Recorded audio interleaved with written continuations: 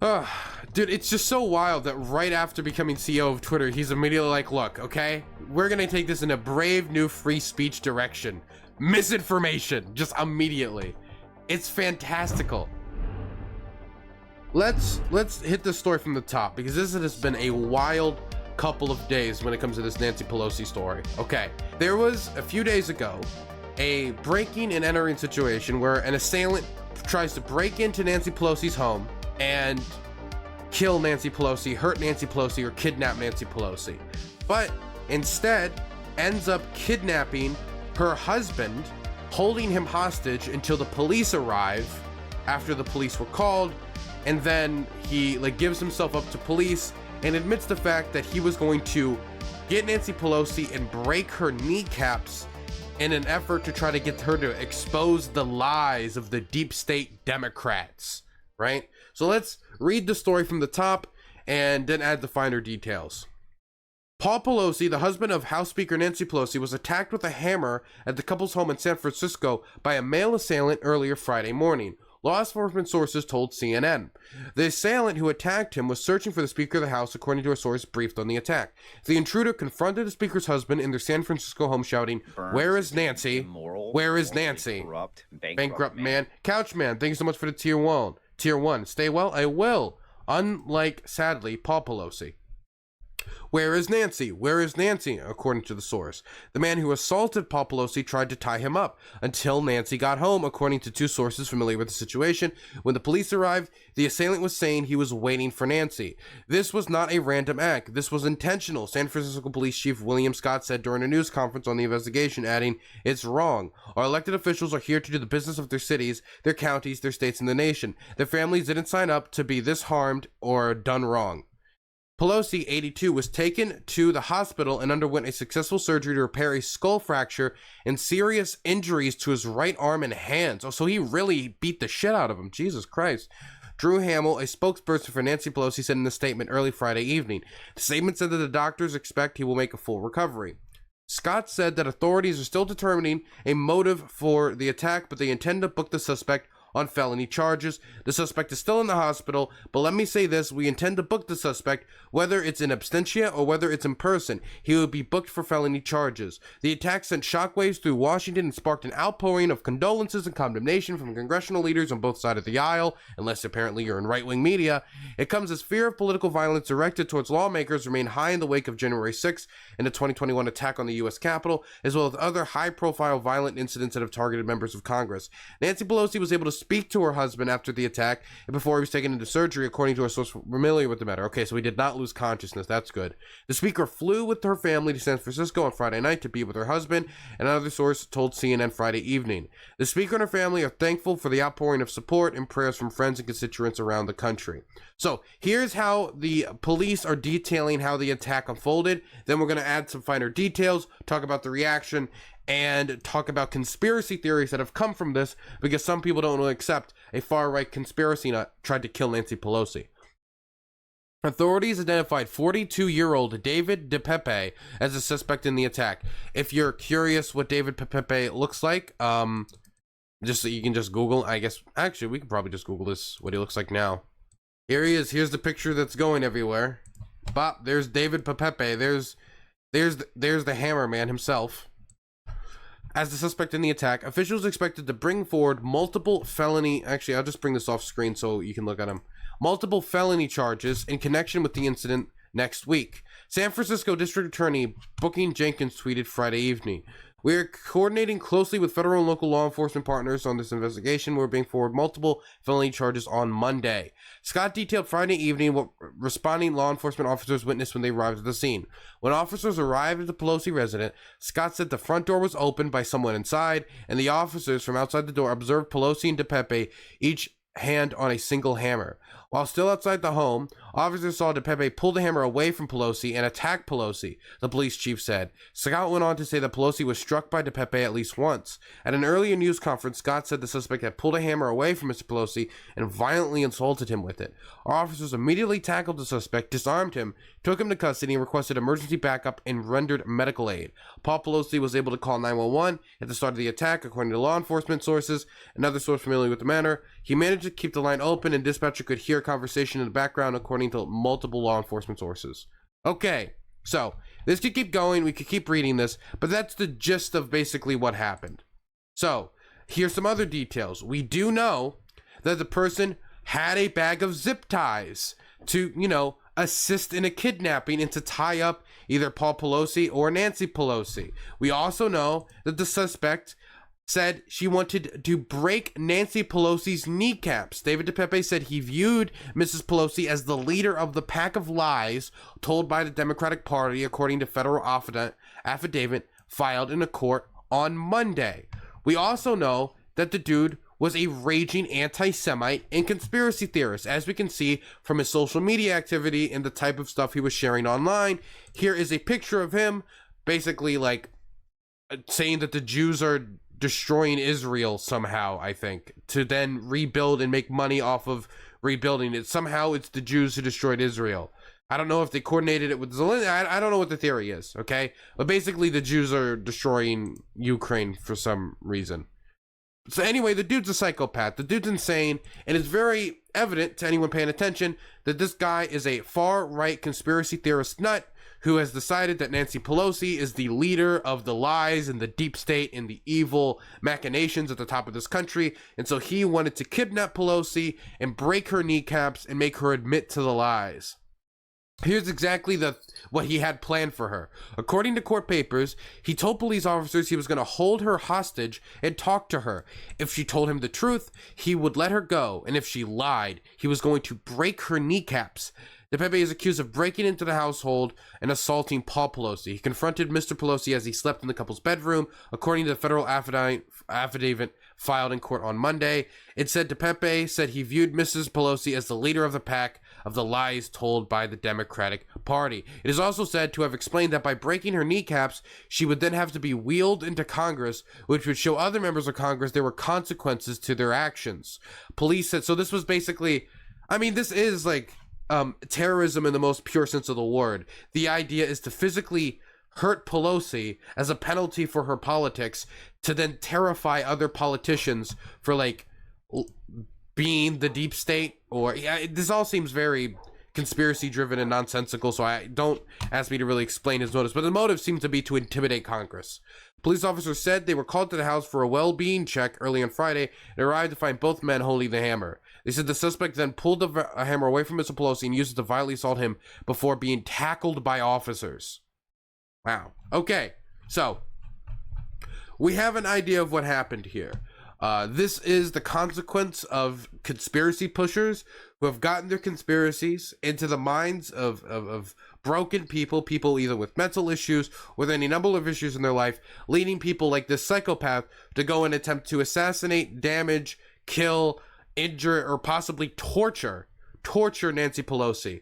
And the consequence of this is that the husband of Nancy Pelosi is in the hospital with skull fractures from being beaten with a hammer by one of these psychos. But online, very quickly, due to misrepresentations of what was happening online, another theory started to get pushed. Now, we were going through this earlier, but we're going to read it again. So now that you have the context, you can understand how exactly this conspiracy theory of, and I'm not kidding, Nancy Pelosi's husband having gay sex with the person in question, the attempted assassin, and then it became a gay lovers quarrel, quote unquote. This is the theory that started to develop online. Let's talk about how that happened. By the week's end, a sizable percentage of the GOP base will believe an absurd conspiracy theory posting that Paul Pelosi was assaulted by his leftist gay lover. This is the thing that gets me the most. Leftist gay lover. And we see the type of anti-Semitic, anti-Ukraine, like crazy far-right nonsense that he's posting online about the evil Democratic deep state led by Nancy Pelosi. Over decades, the right built a parallel media ecosystem featuring numerous outlets to generate conspiracy theories, food chain mechanisms for their distribution, an audience that demands them, minimal internal guidelines, and barriers against outside media. Police say that the guy who broke into the Pelosi home and assaulted Paul Pelosi was targeting Speaker Pelosi.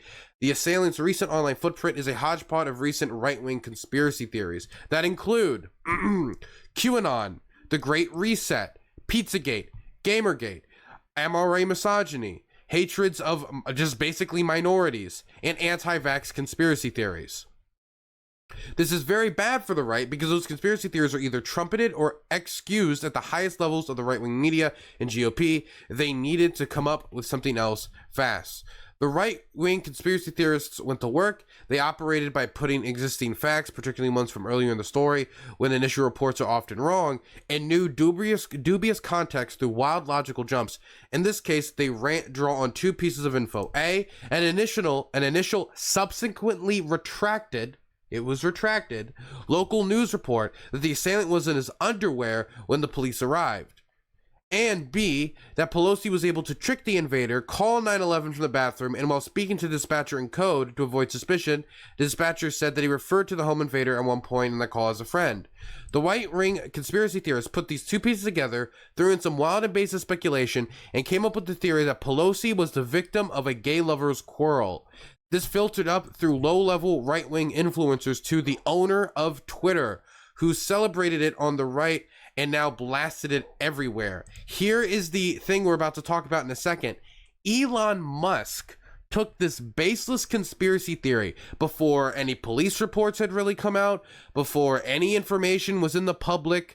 It was like 2 days after the fact, as there was no evidence for anything was being put forward on the idea that it was gay lovers quarrel. Elon Musk takes one of the links espousing this conspiracy theory, the new owner of Twitter, who is trying to show investors and people around the world that Twitter is going to be run in a sane and reasonable manner under new management, and he immediately responds to a Hillary Clinton tweet which was denouncing this attack on the Pelosi family. And he says there is a possibility there might be more to the story than meets the eye.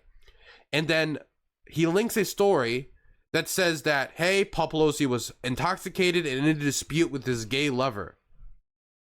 There's no evidence for this. There's no pictures, no video, no police testimony, no witnesses. A lot of the information that backs this up has been retracted, and it was only initial reports that were later debunked.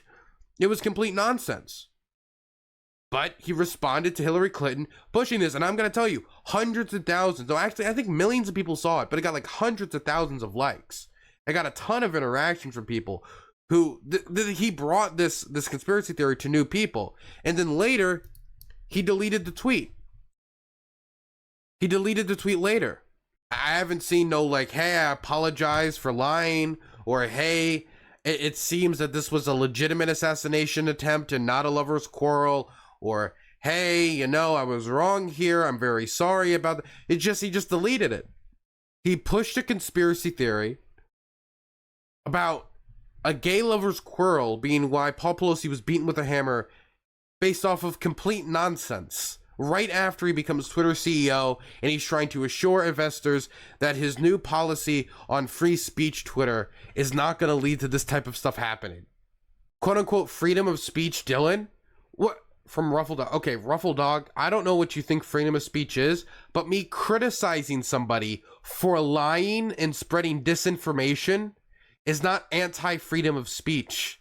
Somebody in Twitch chat just acting like a moron right now. What do you mean freedom of speech, Dylan? I can criticize the wealthiest man on the planet for lying if I want to. Because it's bad when you lie about assassination attempts in order to underplay the severity of somebody trying to go to the Speaker of the House's home and beat her to death with a hammer after torturing her and using her as an example for other congresspeople so he can terrify them. You're joking, by the way? Sure, Ruffle Dog, I'll believe you for now. Nancy Pelosi hanger, I don't know why you're saying pointless and being a little like now you're just like complaining about, okay, Nancy Pelosi hangers, you were in the chat earlier pushing these conspiracies about, oh, it was in the underwear, and oh, why did he call him a friend, and oh, I just don't believe the real story. And now that that's been shown to not be true, now you've just shifted to complaining about like the Donald Trump Steele dossier. Is it impossible for you to talk about something that makes the right look bad? Is it impossible for you to talk about something that is like terrorism against somebody you don't like? Is it just like an impossibility? I don't know why you're so mad. This is what people with newspapers do. It's bad when people lie. I don't know if you're okay with politicians and the very ultra wealthy pushing false stories about assassinations against political opponents, but I think that's bad because then we're not going to treat the situation with the severity that it needs to be treated with. Because if every time a politician gets assassinated, we're just like Lamau, Lamau, Lamau, right? You don't see the comparison? Damn, those cat ears are making you dumb, meow. Okay. I am...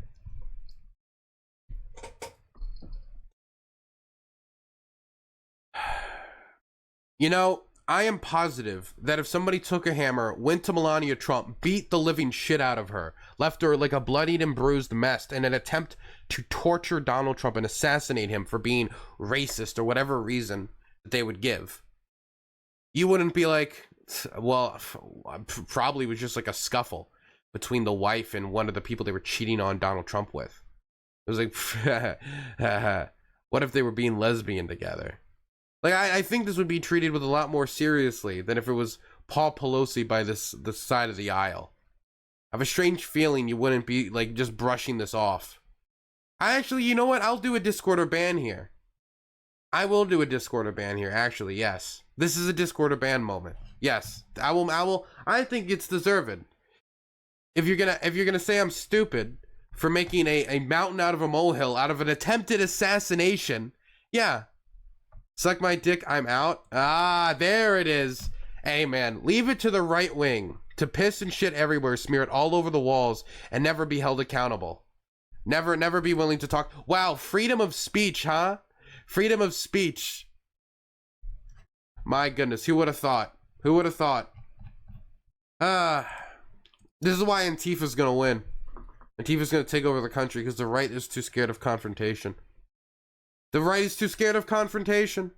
Too terrified. Nancy Pelosi is gonna be Queen of America. She has a stronger spine than 90% of the right. Who would have thought? Who would have thought? Anyway, that's enough of that. Dude, it's just so wild that right after becoming CEO of Twitter, he's immediately like, look, okay, we're gonna take this in a brave new free speech direction. Misinformation, just immediately. It's fantastical. It's fantastical. And for those of you interested, the attempted assassin has been charged with kidnapping, and the FBI alleged in the charging document that his intent was to detain and injure her when he entered her house last week, according to the charging documents.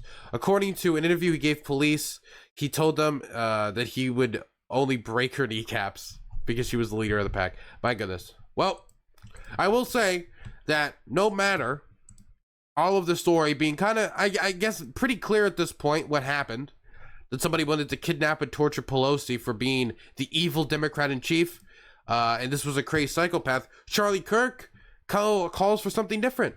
He thinks that this is a moment of bravery, that we need to come out. We need a brave patriot out there. If some amazing patriot out there in San Francisco or the Bay Area wants to really be a midterm hero, someone should go out and bail this guy out. Bail him out and then go ask him some questions. I mean, I'm looking at Politico.com. I'm looking at the New York Times. I'm looking at all these places, and there's a little bit of mention here.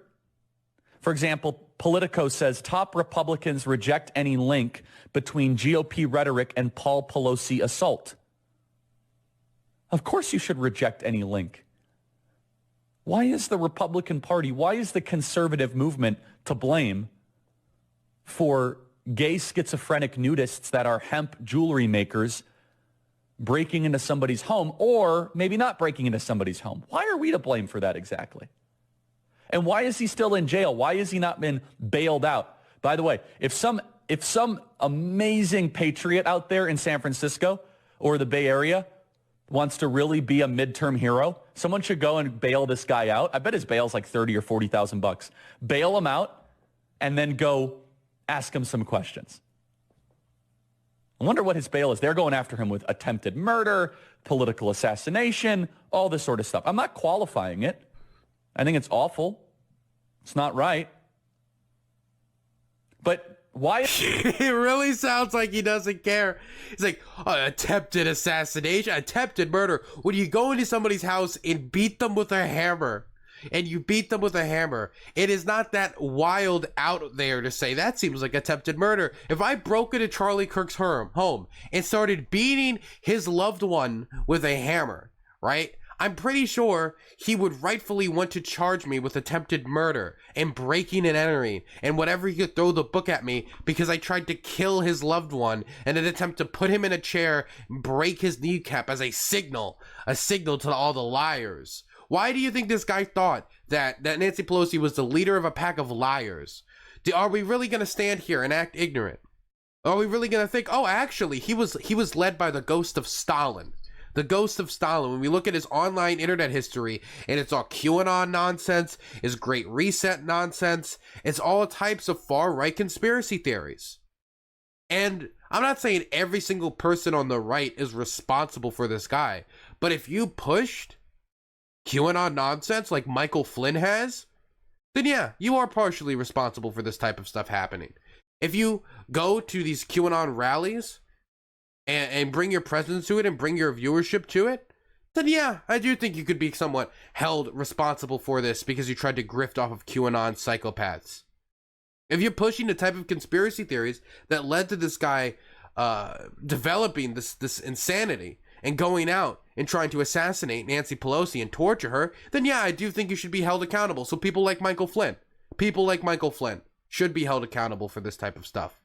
Because Michael Flynn not only is a liar who has called for like military style coups like what happened in Myanmar and has lied to his followers about QAnon to make it seem more reputable than it is, but he has consistently went to their events and given his viewership and speaking time there in order to, garner money. He gives credit to these conspiracy theorists in order to make money. So yeah, I do think they do bear some responsibility. Absolutely.